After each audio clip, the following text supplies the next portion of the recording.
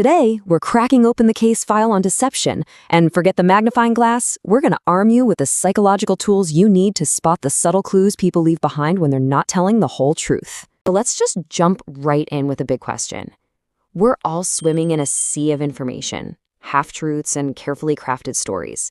So how do you actually separate fact from fiction in your daily conversations? It's a skill we all think we have, right?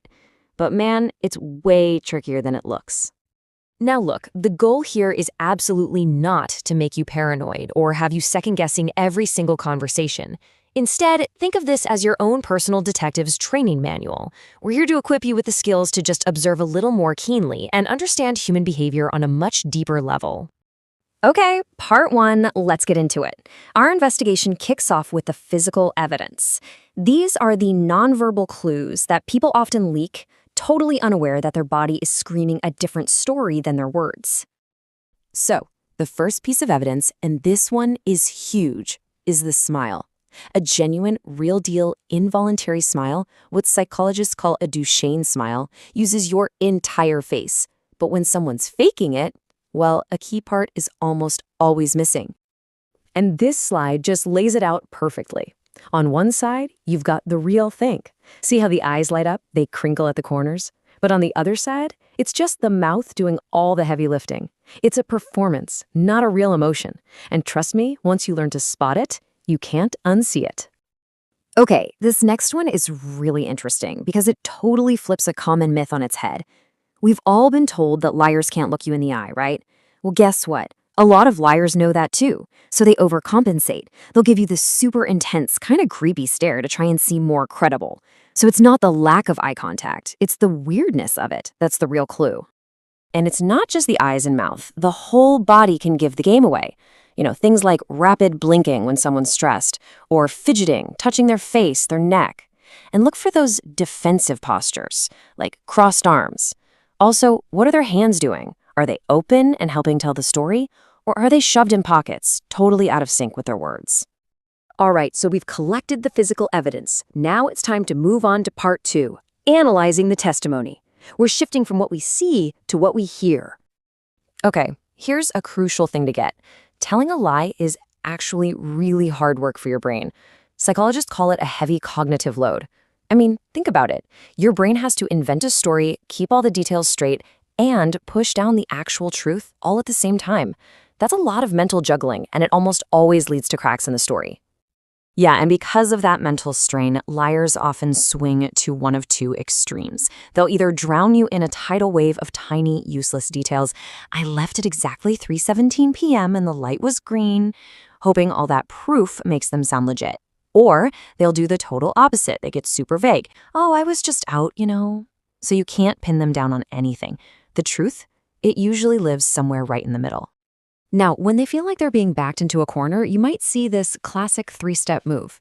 First, they just deflect the question entirely. Then they try to flip it back on you, questioning why you're asking. And finally, if all else fails, they'll hit you with that flood of irrelevant details we just talked about. It's basically a verbal smokescreen. You've got to listen for phrases like this one. Now, it's not a surefire sign, but these little verbal qualifiers like to be honest or honestly or to tell you the truth, they can be a subconscious way to try and sell a lie. I mean, think about it. Truly honest people don't usually feel the need to announce that they're being honest, right? And sometimes it's not what they say, but how they say it. The actual sound of their voice can shift under the stress. You might hear their pitch go up a little, or they start talking way faster to just get it over with. A lot more ums and uhs can mean their brain is struggling to invent the story on the fly. Oh, and watch out for those big, sweeping absolutes like, I swear I never did that. That's often a classic sign of overcompensating. Okay, so far, we've been looking at clues in the moment. For part 3, we're going to zoom out. This is all about profiling, recognizing the bigger patterns of behavior over time. Here's a major red flag to look for. Does the person treat relationships like transactions? A chronic deceiver often sees people as tools, not friends. They pop up when they need something from you, a favor, money, whatever, but then they're ghosts when you need something. It's all about what's in it for them. And this kind of behavior, it's often rooted in what psychologists call the dark triad of personality traits. It's basically a nasty cocktail of a massive ego, that's the narcissism, a willingness to be sneaky and deceitful, which is Machiavellianism, and a real lack of empathy, that's psychopathy. Put them all together, and you get someone who's wired to manipulate people for their own gain. And sometimes a liar's true feelings just leak out. You gotta keep an eye out for this thing called duping delight. It's this tiny, split-second smirk or flash of satisfaction on their face when they think they've just gotten away with a lie. It's super fast, but it's an incredibly telling emotional leak. And last but definitely not least, do not ignore your gut. That off feeling you get sometimes, that's not just random. It's your subconscious mind acting like a supercomputer, picking up on all these little inconsistencies we've been talking about. The weird smile, the strange wording, the defensive posture, and it's sending up a big red warning flare. Listen to it. All right, so you've gathered the physical evidence, you've analyzed the testimony, and you've profiled the subject. The final step in any good investigation is putting all those pieces together to get to the truth. Now, this is maybe the single most important thing to remember from this entire explainer. One sign is not proof. It's not. Someone might cross their arms because they're chilly, not because they're lying. You absolutely cannot jump to a conclusion based on one little thing. So this is where the real detective work comes in. It's all about context and consistency. You're not looking for one single, aha, gotcha moment. Now, you're looking for clusters of signs that all pop up together, and you're looking for patterns that repeat over and over again. That's when the clues start to tell a real story. And look, if you decide you have to confront someone, please do it constructively. Don't just go in with accusations, "You lied to me." That just makes people shut down. Instead, try using I statements.